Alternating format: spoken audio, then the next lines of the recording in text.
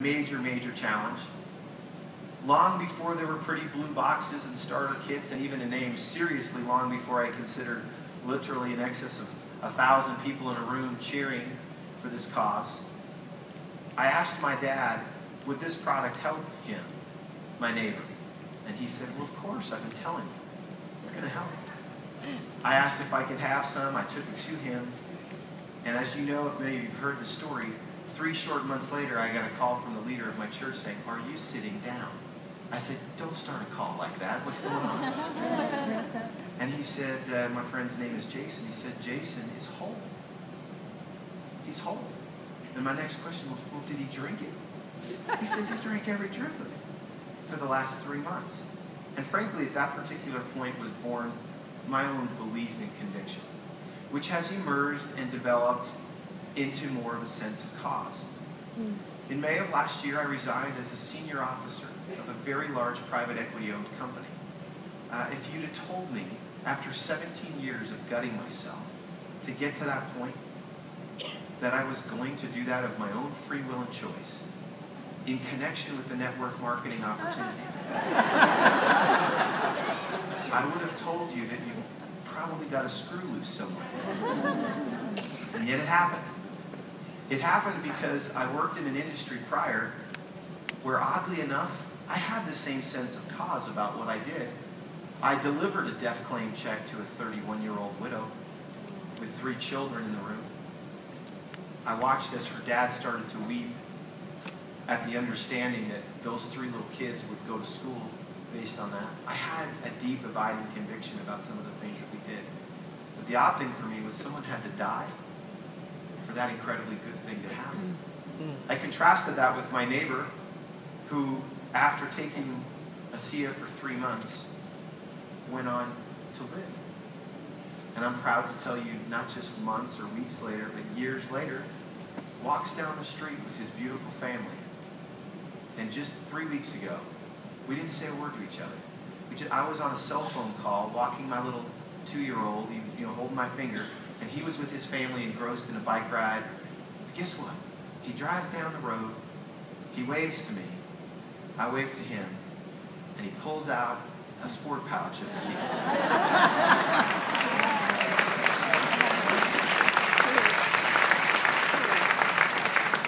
Not a whole lot of words had to be spoken, right?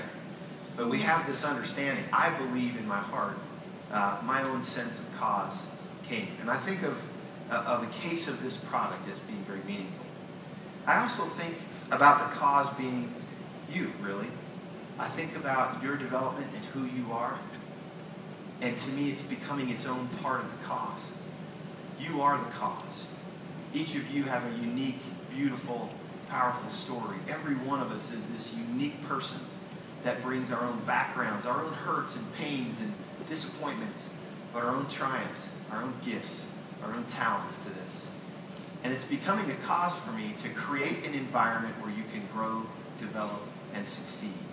Where you don't look over your shoulder that the corporate infrastructure is going to shift or move and change the whole foundation. I shared with some people this morning, I'm amazed at the risk you're willing to take on us. It's a huge risk. You're willing to take your good name, your reputation, your time, your energy, your belief, your hope, and rest it, frankly, on an entity you don't control. You clearly influence, but at the end of the day, don't control. It's an enormous stewardship. It's a paralyzing feeling for me sometimes. We visited with some large distributors from another organization today that are considering really fully engaging with us. And by the way, they're here. Thank you for that meeting this morning. But I also said to them, it's sobering to me that you're willing to consider to put that risk on the table with us. I know of no business that requires more will and inertia than this. For these people to be recognized up here is not some whimsical position in some two-dimensional thing that builds down. These people being recognized up here, regardless of what otherwise might seem like, well, didn't they just walk across the stage? I would stand here all night to appropriately recognize the incredible risk and the incredible effort and inertia and emotional price that's paid to build a meaningful, sustainable organization in this industry and with this company.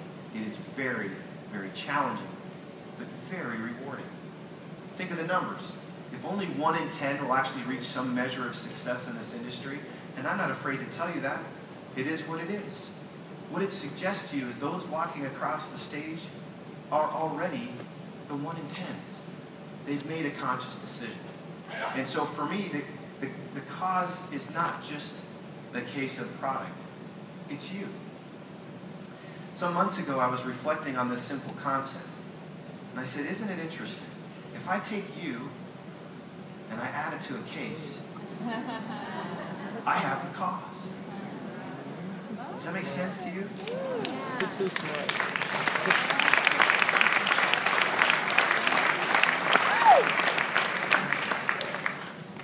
So let me finish with just suggesting this.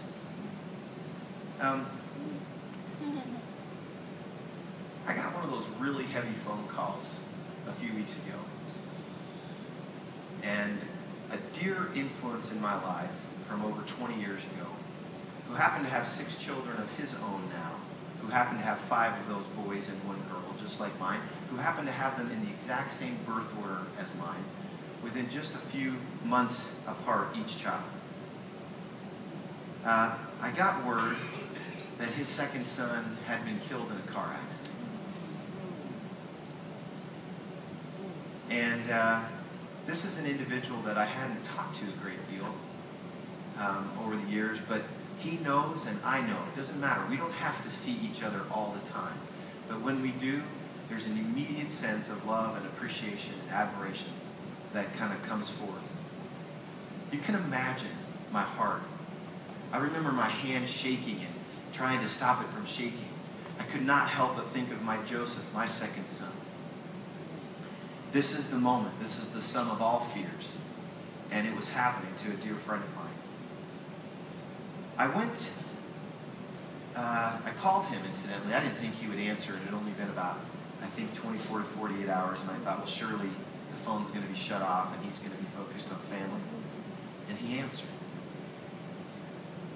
His name is Tyler as well, and I just said, Ty. And then just quiet, muffled sobs. I said to him, I'm so sorry. I don't know what to tell you. I don't know what to say. And then the strong impression kind of settled around my heart to tell him that his son is his and continues to be. So I said, he's yours. I don't know what to tell you, but other than I truly believe he's yours and will be forever. I hung up the phone and stopped back to think about the sanctity of life. I went by myself. His whole school filled a chapel all the way to the back. Overflow was completely filled. When my friend walked in following the casket and his family and turned just like this to look at the group, he stopped dead in his tracks and put his hand over his mouth. Surprised at how many people had come out to honor the sanctity of a life. We were dead silent, on our feet. He then continued to his seat. I was standing probably where the car might be back there. I didn't quite make out his shoes. But his son's name was Gabe. And Gabe was a hyper-individual boy who knew who he was.